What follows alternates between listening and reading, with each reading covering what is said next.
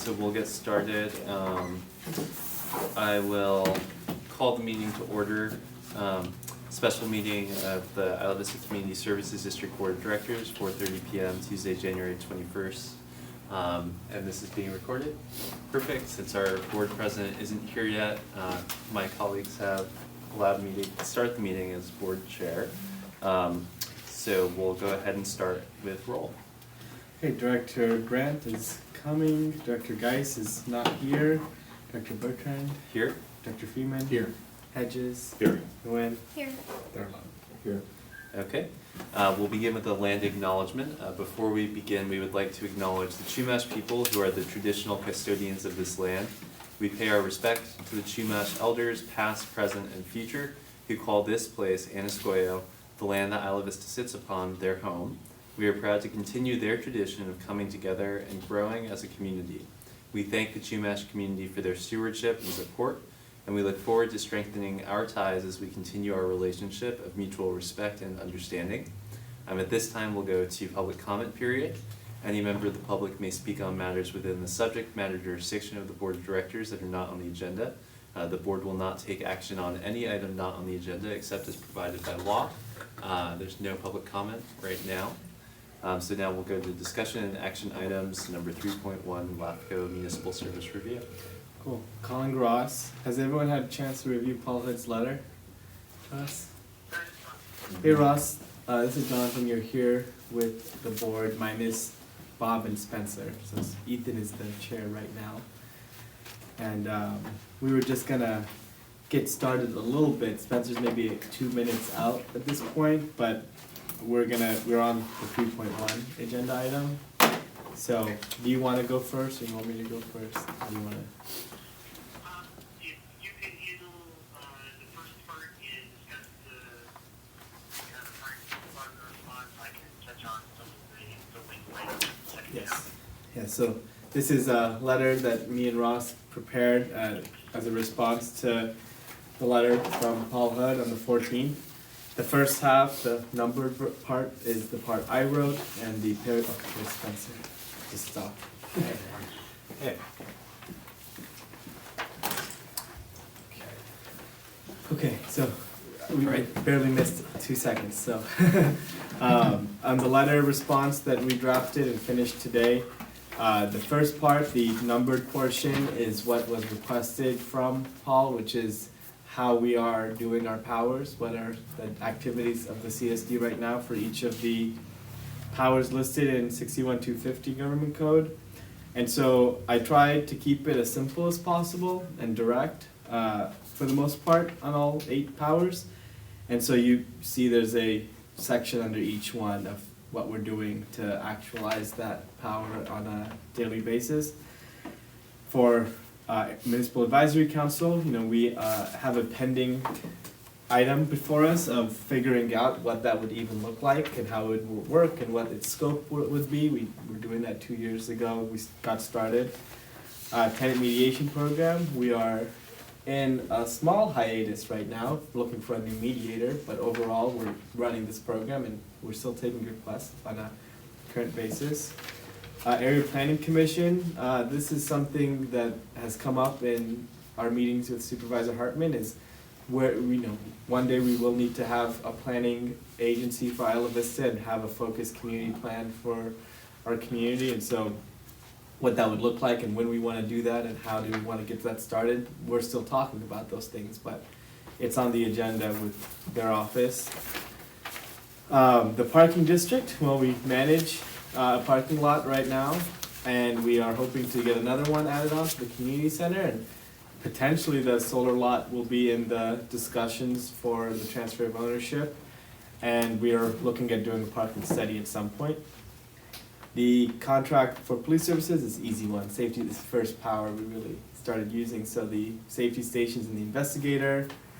The community facilities power is the community center, this room, the community garden. The number 7, the sidewalks and lighting, street trees and gutters. We're doing ID Beautiful to maintain some of those things, and we're doing our lighting studies and work groups to add more lighting.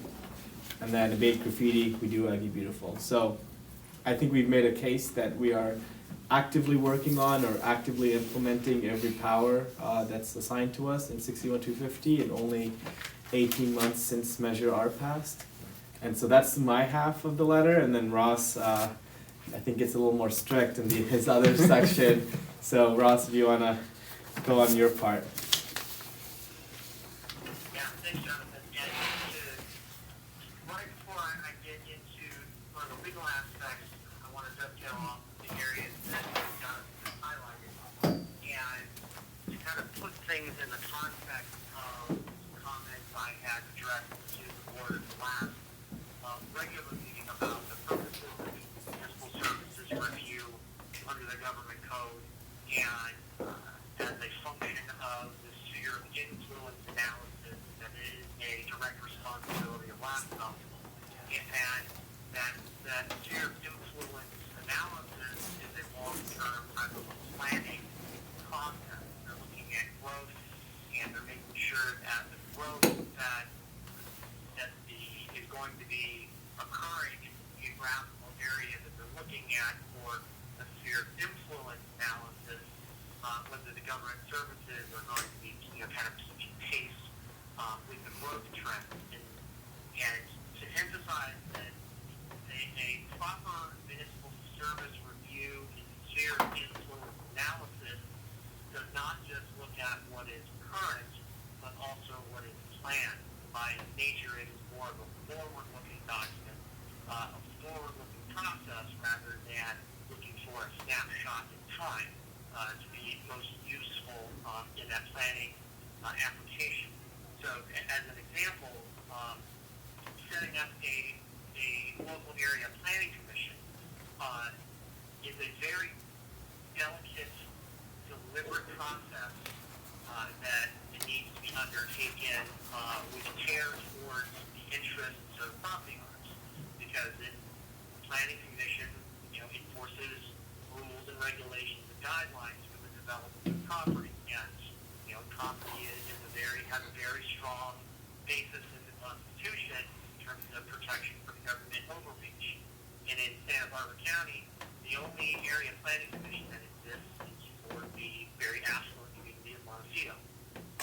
So because of that, it will by necessity take time to put in place what needs to occur in order to set something up like that for the Isla Vista community. Kind of along the same line, in looking at number 4, exercising the powers of a parking district. There are a lot of powers that are in the parking district law, and since some of that touches upon pre-existing right-of-way owned by another public entity, and some of that may impact private property use development, that is something fully exercising that power is something that will take time to implement. So, kind of with that in mind, I'll transition over to the legal aspects that we're covering in the law. And really the intention is to demonstrate that we looked into the purported reason given in the correspondence from LAFCO of the purpose of the municipal service review, and to provide a very clear line of thought as to what our analysis says a municipal services review is supposed to entail and what it's supposed to be used for. And I've already mentioned some of that already, and really the sphere of influence analysis and the planning process. And so, but at the same time, to acknowledge that LAFCO has a responsibility to obtain this information from the special districts, because LAFCO is the body that's charged to make sure that government services are being provided effectively and efficiently within its boundaries, which are contiguous with the county of Santa Barbara. So, we need to provide this information. The request itself is absolutely appropriate within LAFCO's authority to collect this information so that it can go about doing what it is charged under California law to do. But by the same token, we wanted to make sure that we set out a very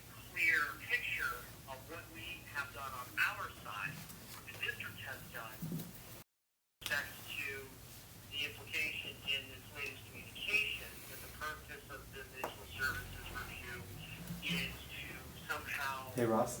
for LAFCO to complete an analysis about the district's active powers with the notion that if the district is not using its active powers, whatever that means, because that's not clearly defined, the standard by which active use of a power is to be measured.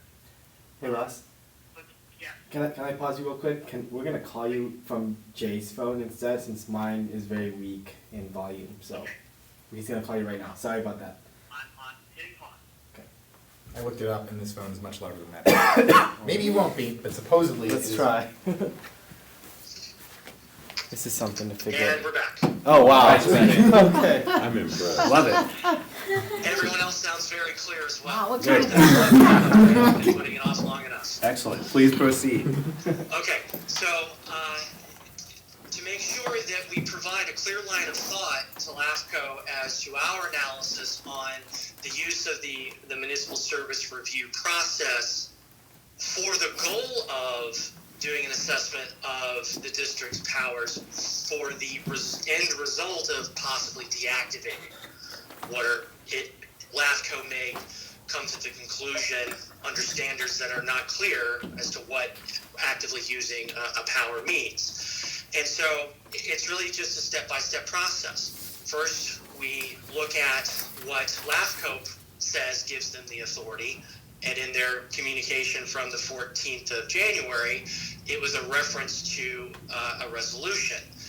Well, that wasn't a resolution that was actually considered and passed by the commission. That was a draft of a resolution that was put together in 2015 when the drafting process for AB3 was ongoing, at least in the first part of the year. So the pointing to language in a draft resolution that was not considered and signed and passed and certified doesn't get us anywhere. So then my office went to the next step to say, well, was there some final action taken that looks like what was pointed to in the correspondence? And there we found Resolution 16-10, which did go before the commission, which was considered and voted upon and ultimately approved. And that resolution, 16-10, included the language in paragraph 11 or section 11, however you want to reference it, that talks about that if a power is not being used and that determination is made during the municipal services review, then it was going to be deactivated. So we found the authority in the sense of this resolution states that. But it's important to consider why that resolution was created in the first place. And that is explained that it is apparent that Resolution 16-10 was LAFCO completing its obligations under AB3, which became Government Code 61250, that specified the process for the creation of IVCSD after a vote to the people. So basically, the first part of 61250 lays out what LAFCO needs to do and what the county needs to do to put the question to the voters, to get over that hurdle that has historically existed, that the voters weren't able really to decide. So this resolution, 16-10, was LAFCO executing its requirements under 61250. Now, 61250 is specific about what it is that LAFCO is supposed to do and what it is that the county is supposed to do. But nowhere in 61250 does it make any mention of the language included in section or paragraph 11 about the conducting an MSR with the purpose of determining active powers for the follow-up purpose of deactivating powers that are quote-unquote not being used. So the second section or second paragraph addresses the fact that 61250 doesn't permit or authorize LAFCO to insert that language. So if they're following 61250 and to the extent that they're including this in, it's not called for in 61250 and therefore potentially not authorized. then what's next after that? Well, if it's not in the if it's in the resolution, but the resolution is based on 61250, and the 61250 does not provide the authority, then does LAFCO have authority by some other law? That's where we have to look at the Cortez-Knox-Hertzberg Local Government Reorganization Act of 2000, which is Government Code Section 56,000 through 57,550, to look through and see, are there other powers that are available to LAFCO consistent with what was represented in this resolution and in the correspondence of January 14th. We did not find anything. We looked a lot, and we didn't find anything in there about using a municipal service review as part of a sphere of influence analysis process to reach a conclusion on the use of active powers for the purpose of deactivating powers. There are many provisions about what to do and how to do it when a local agency asks for a new power to be activated, or for powers to be basically swapped. They want to use a slightly different power, or basically to allow for the deactivation and reactivation of a power or a new activation in the same process. And then also a process which is called divestiture, which said the local agency comes and it says to LAFCO, hey, we're not using this power anymore, we should deactivate it, for the public good. All of those processes are accounted for, but what's not accounted for is the situation at issue with this letter. So the third paragraph goes through and really delves into what an MSR is, and that is a collateral process of a sphere of influence study, and what the sphere of influence study is, which again is kind of a planning process for how government services are going to be delivered, given the planning and development trends over time. And then we discuss some of the notice requirements, so that even if there was some ability to make a determination through the MSR and sphere of influence processes, there are still notice requirements that have to be complied with that so far we haven't seen from LAFCO.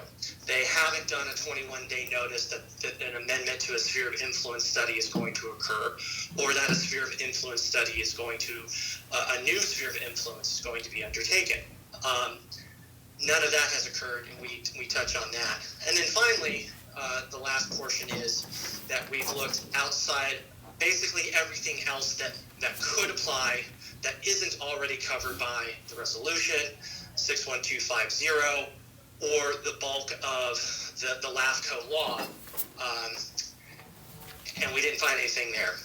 And so we end with, LAFCO, if you have this ability, as you say that you do, we've looked in a lot of places, and we haven't found anything. So please tell us where it is that you have this authority, from where this authority originates, and so that we know what process is available to the district to be able to submit information and to take part meaningfully in the process. So we don't want bad things to happen. We don't want the continuation of a bad relationship, with LAFCO. It's meant to inform and to show our work as to what we have done on the legal side of things, to really buttress the broad canvassing of the practical work that the district has been doing, which Jonathan covered in the first part.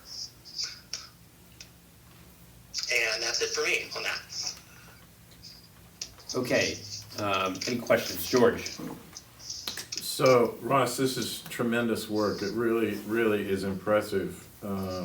Makes me proud to be associated with you, and I know that you learned all of your legal work at UCSB.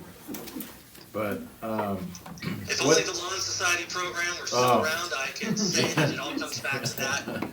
But unfortunately, well, it's great. It really, really is great work, and I'm sure it must leave LAFCO a little bit embarrassed.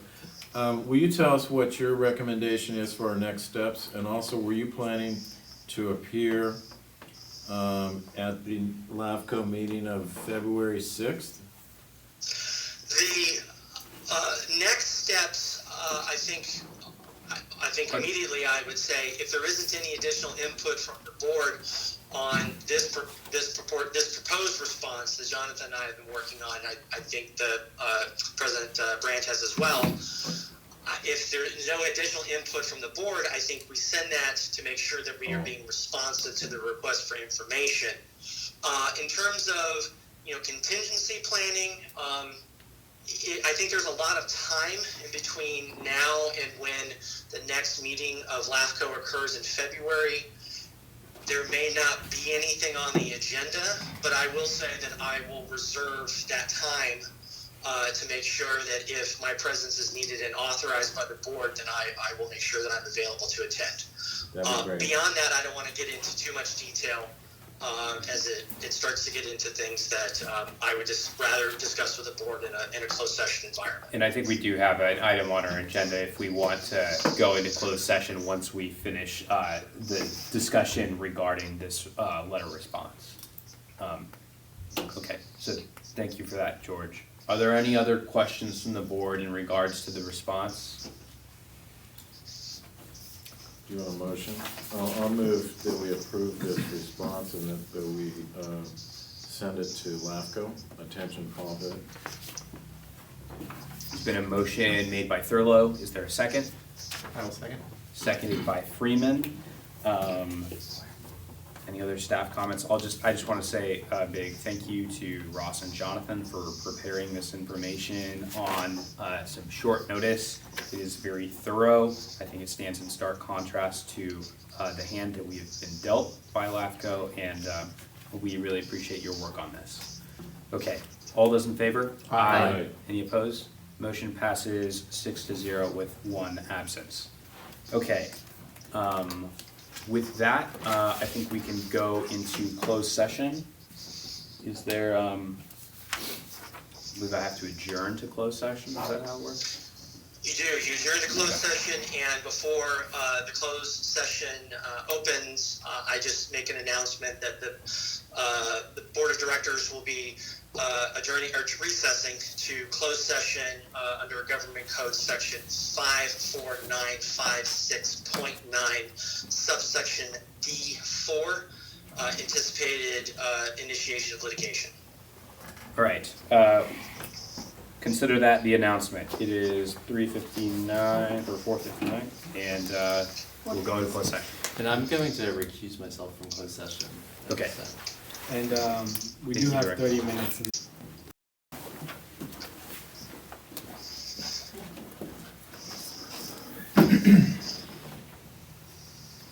Ethan might have left, but we'll see. You might have.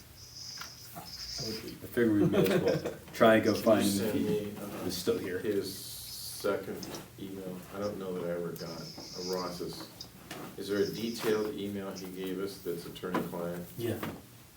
Can you forward, I'm not sure I got that. Okay. Can you forward that to me?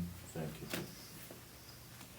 Looks like she's still looking around. I think it's safe to say that you probably took off. Okay, so in that case, we are going to reconvene to open session. Council, is there any reportable action? After the closed discussion, the closed session discussion, there was no direction to council that's reportable, so there's no reportable action. Okay, with that, our next regular meeting will be January 28th. Board of Directors and public, I do want to put on notice that there may be a special meeting scheduled between now and January 28th in order to continue discussions regarding responses to LAFCO's letter. You mean February 6th? Or February 6th, thank you for that. All right, is there a motion to adjourn? Move to adjourn. I will second.